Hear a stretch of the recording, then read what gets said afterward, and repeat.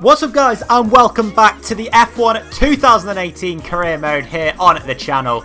Back today for the French Grand Prix, which this is of course the first time we've ever done a French Grand Prix on the channel, so pretty exciting. And I'm actually a big fan of the track on this game, which is a bit of a surprise. I wasn't expecting to enjoy it so much, but we've got a cracker of a race in store. So drop a like down below. If we can hit 40 likes on this one, that would be amazing. And before we get out on track, we're going to, as always, take a look at the R&D. So we've got no new upgrades for this race. Of course, we did the durability upgrades last time out, so they were already fitted on the car. In terms of performance, we're still out on top, just ahead of Mercedes and Red Bull. So Red Bull, I'll tell you what, they're closing in. And then there is a massive gap down to Renault, just like the real life 2018 season. In terms of our upgrades, we've got quite a big one next time out in terms of the chassis. So it's a major upgrade. Hopefully, fingers crossed, it'll be with us for the next round in Austria. But yeah, it is a major upgrade and it could well fail. So yeah, we'll have to see on that one. And without further ado now, let's get into an interview. Great work out there today. How do you think it went?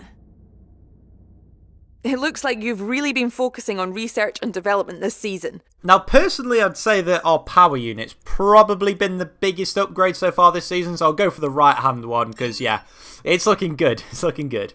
Is that pace in practice a good indicator of things to come? It's difficult not to be positive, because, you know, the practice sessions, as always, went pretty well, so I think we're going to go for the top one. We're pretty reliable and we're happy. Great. Well, that's everything. The circuit has rubbed it in with practice, but this is still a difficult session as our drivers fight for pole position. Welcome to qualifying for the French Grand Prix.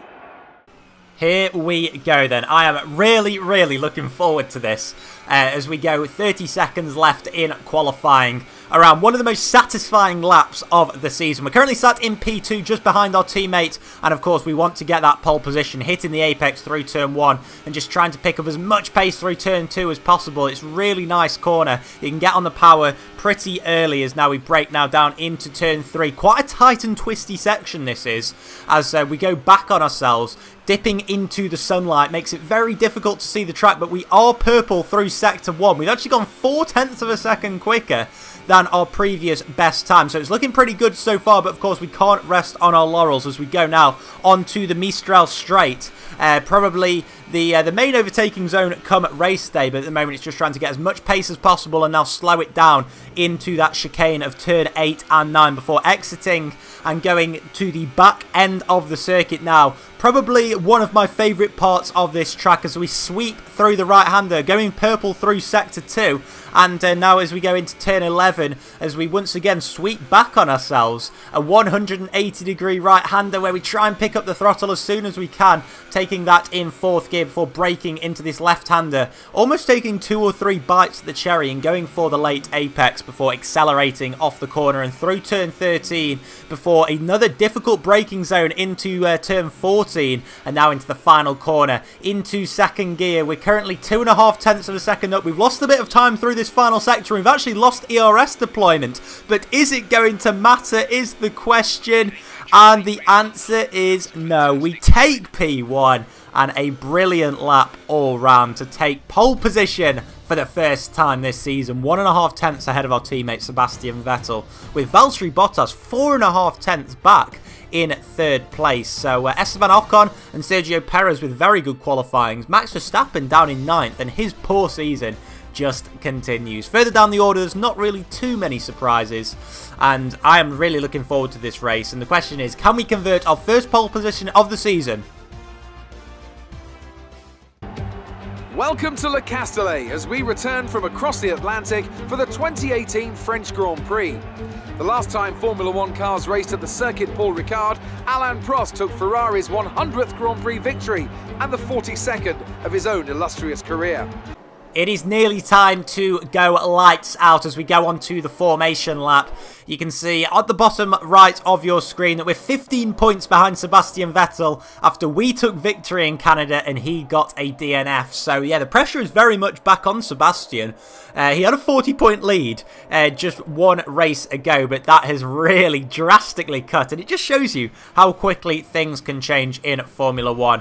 We've locked out the front row as a Ferrari pairing, but who is going to get the better start as we go to the 5 red lights here at Paul Ricard for the first time, and away we go. We get a little bit bogged down on the start. It's not a terrible start. In fact, we do manage to get ahead of Sebastian, or sorry, stay ahead of Sebastian as we go into turn 1, braking nice and easy through there, but further behind you can see that there is a battle between Valtteri Bottas and Sebastian Vettel. It looks as if Bottas has got ahead of our teammate. Yes, he does, but now Vettel into turn 3 is going to try and hang it round the outside, but that then turns to the inside into turns 5 and 6, and yes, indeed, our teammate Vettel does just about hang on to P2, but it's going to be a ding-dong battle, I think, between himself and Bottas.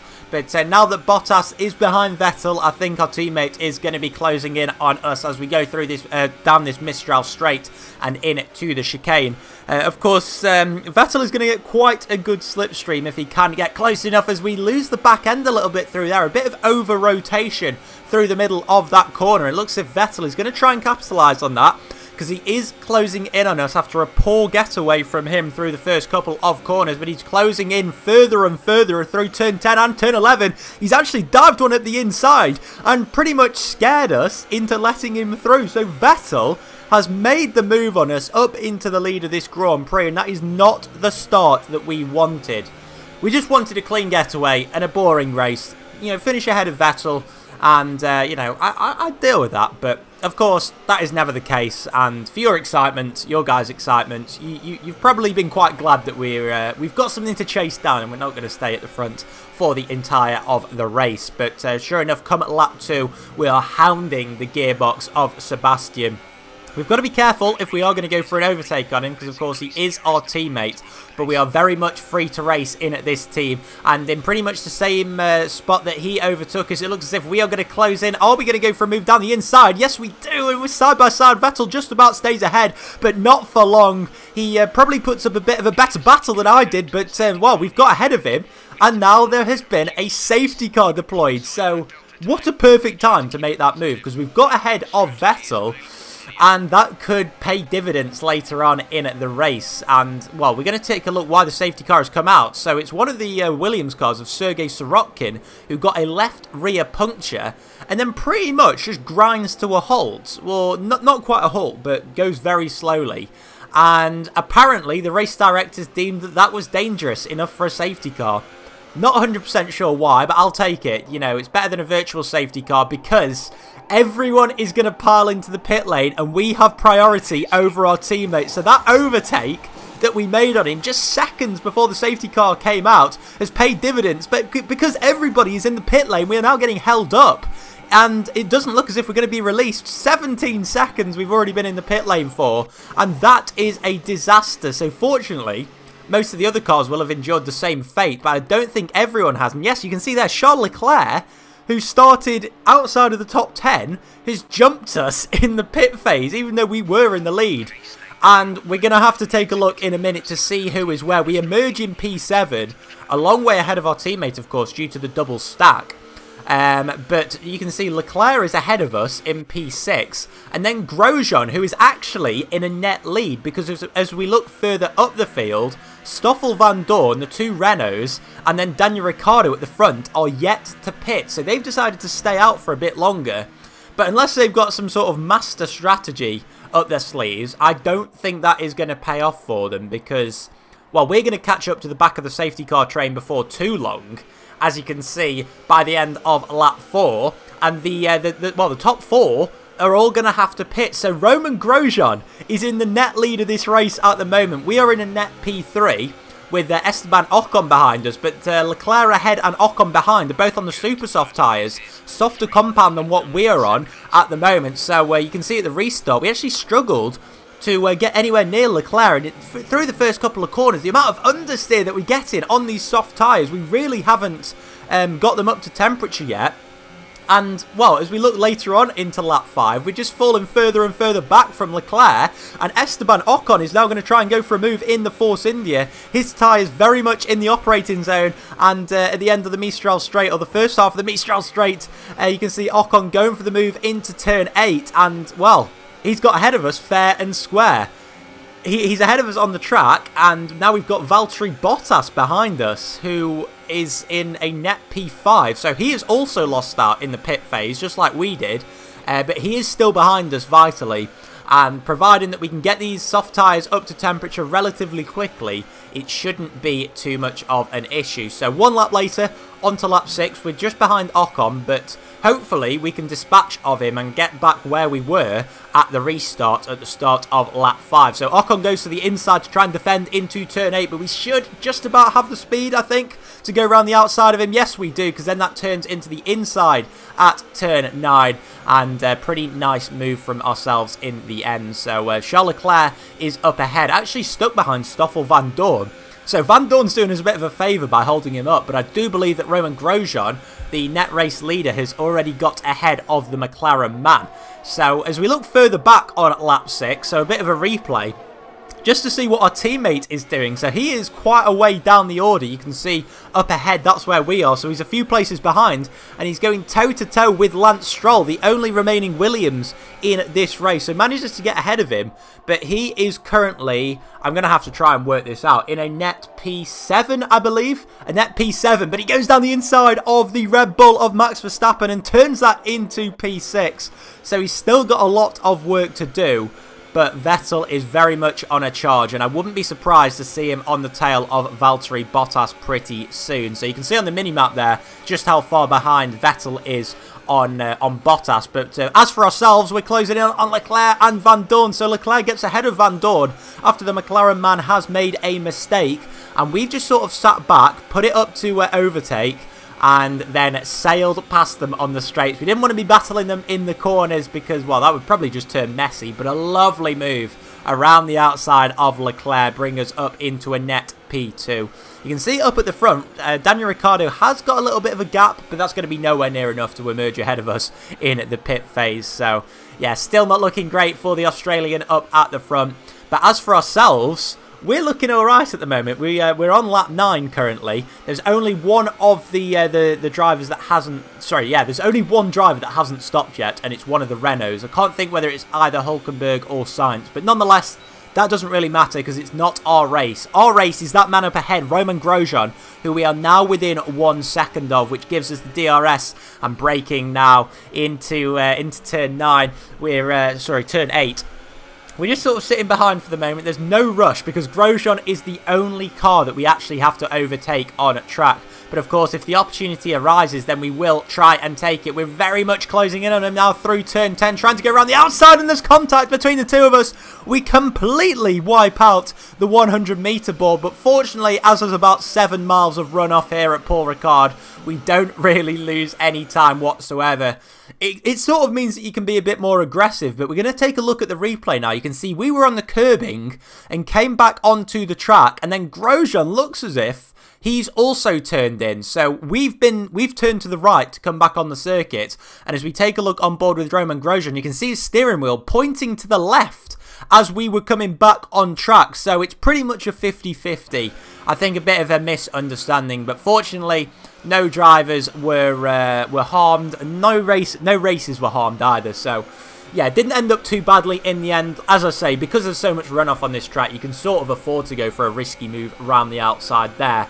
But to be honest, it didn't really work out very well for us because on the next lap, lap 10, we completely just lost all of our momentum and fallen into the clutches of Valtteri Bottas whilst falling out of DRS range of Romain Grosjean. So as a result, Bottas has actually got ahead of us, and now we're just ahead of our teammate Sebastian Vettel, but we don't dilly around and we go right down the inside of Valtteri Bottas just 1 corner after he overtook us, back up into P2, no messing around, and that Ferrari engine showing just how good it is.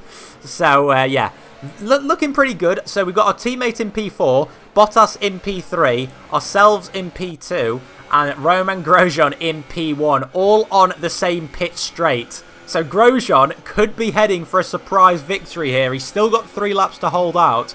And come lap 11, we are back within DRS range. So we're very much closing in on him at the moment. And just look at that extra engine power that we've got over the Haas.